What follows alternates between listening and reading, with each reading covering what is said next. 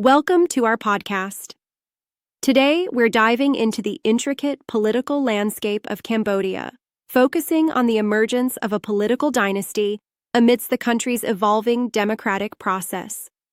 I'm excited to unravel this, especially how, the evolution of power under Hun Sen and the CPP reflects on Cambodia's governance.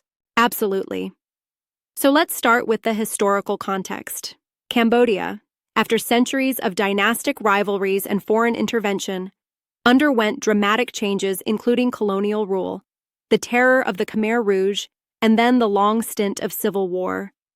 It's like a turbulent prelude setting up for the modern story. For sure, and the 1993 UN-sponsored multi-party election really changed the game, didn't it? It marked a shift from bloody conflicts to a more structured, though still flawed, electoral democracy. Right. And during that period, despite some political deadlock and allegations of irregularities, the CPP emerged as a dominant force. Hun Sen, who's been in power since 1985, built the party into a juggernaut over the years.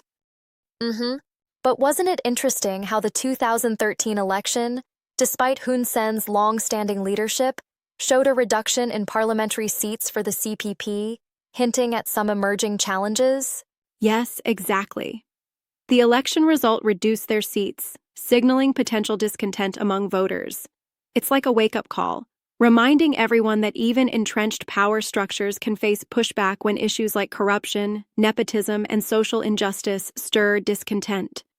Speaking of nepotism, what really caught my attention was the clear grooming of Hun Sen's children, particularly Hun Manet.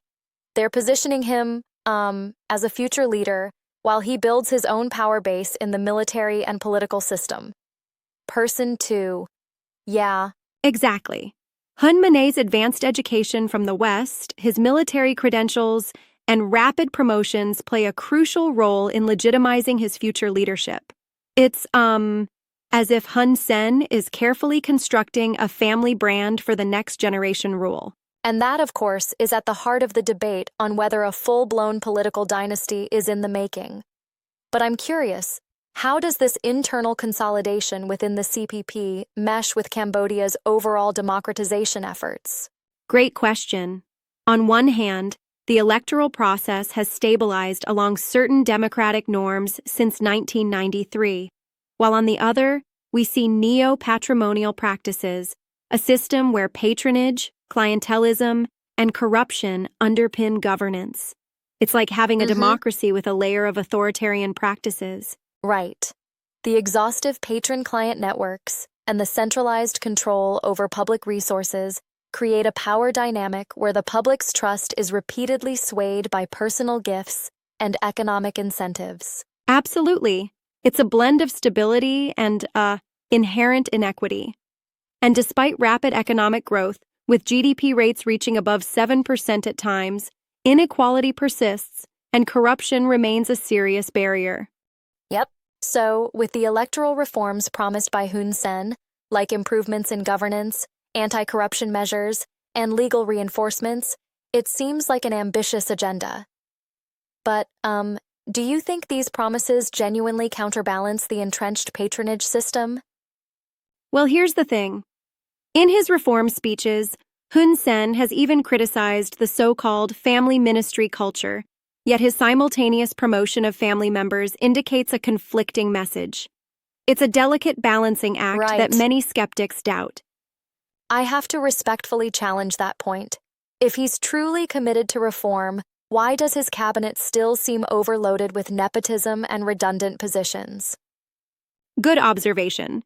It's, like promising a fresh start while holding on to the same old infrastructure. The broad cabinet reshuffles have been minor, keeping those long-standing networks intact. And that definitely fuels public skepticism. The electorate, especially the younger generation, who make up about 70% under 30, are increasingly calling for genuine changes, not just cosmetic reforms. Precisely. The new generation is, less tolerant of superficial promises and more demanding of transparency and accountability. If the government doesn't address core societal issues like human rights abuses and environmental destruction, then the legitimacy of the current regime could be seriously undermined. Yep, and don't forget the role of the opposition.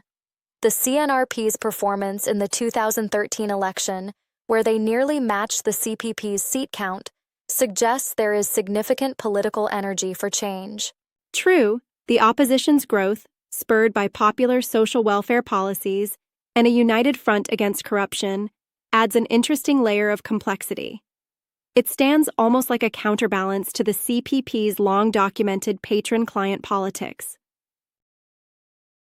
But then, if the opposition were to splinter or remain divided, that could reinforce the CPP's hold even if public discontent is high, right? Exactly.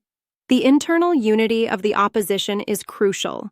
If they fail to coalesce, the CPP's dominance is likely to persist, largely because of the entrenched networks that have built decades of political legitimacy and patronage. Speaking of legitimacy, it's interesting how scholars compare this to political dynasties in places like the US with the Kennedys, or even Singapore. But in Cambodia, the context is so uniquely fraught with the legacy of conflict and institutional corruption. Yeah. That's right. The comparison is often made, but it shouldn't mask the underlying issues. While dynasties might be accepted in some Western contexts, in Cambodia this dynasty building occurs amidst a backdrop of neo-patrimonialism and restricted political freedoms. And that brings us back to the core question. Can Hun Sen successfully transfer power to his sons without inciting further instability or eroding public trust? Exactly. The answer hinges on several factors, not just the political machinations inside the CPP, but also on broader socioeconomic reforms. For instance, delivering sustained economic growth, addressing land issues, and importantly, reducing corruption. Plus, the cautious optimism among some citizens, like the public opinion survey indicating that over 80% believed Cambodia was on the right track aside from issues like corruption, adds a layer of complexity. Right. There's a dual narrative. On one hand, rapid economic growth and infrastructure development. On the other, rising inequality, environmental destruction, and, the heavy burden of patronage politics. Yep.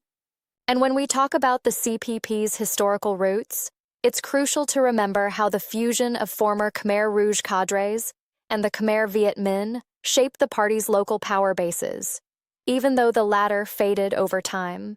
Yes, the evolution of the CPP itself is a tale of consolidation, internal rivalry, and adaptation over decades. This intra-party factionalism, like the conflicts involving figures such as Chea Sim, underscores the volatile internal dynamics even within an apparently united front. It really paints a picture of a legacy that's hard to break, one built on both survival through conflict and the accumulation of entrenched power. Precisely. And looking ahead, the future of Cambodia's political structure depends on whether Hun Sen's promised reforms are more than just rhetoric. If they're effectively implemented, they could pave the way for more democratic practices which might temper the dynasty's impact. Right. On the flip side, if reforms remain superficial, if they're seen as window dressing while the old networks persist, the country might continue sliding into further inequality and instability. Absolutely. And that's the big risk. The political transition isn't just about handing power over to the next family member. It's about reconfiguring an entire, entrenched system of governance that has long ruled Cambodia. Let's also not forget the regional context in Southeast Asia, where many states are grappling with similar challenges of balancing traditional power structures with the demands for modernization and transparency. Right.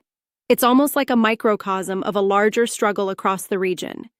You have economic development, but then there's also the need to dismantle deeply rooted practices, whether in Malaysia, Indonesia, or even Singapore in terms of political inheritance. Yeah, and honestly, the effectiveness of the opposition as a counterbalance here is paramount. A united and efficient opposition could force real reforms, while division might just solidify the CPP's hold. Exactly.